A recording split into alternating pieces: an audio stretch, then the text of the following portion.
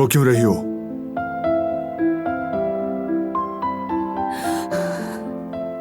मुझे इस तरह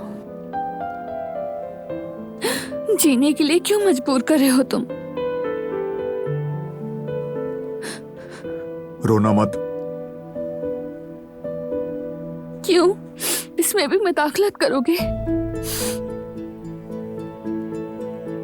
मेरे सामने मत रोना।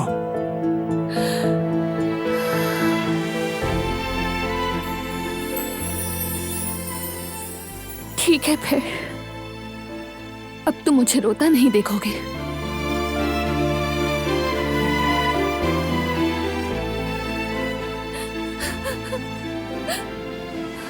तुम्हारी रहमदिली का फायदा उठाया मैंने।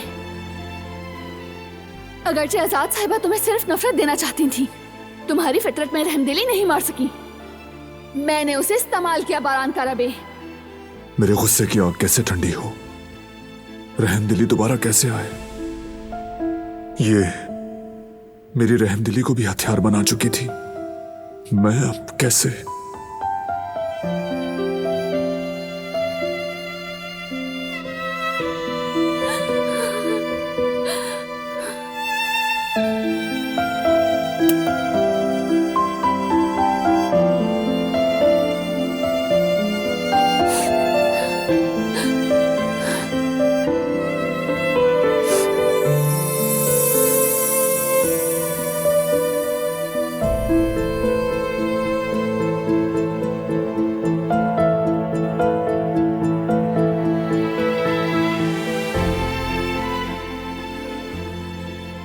क्या कर रहे हो?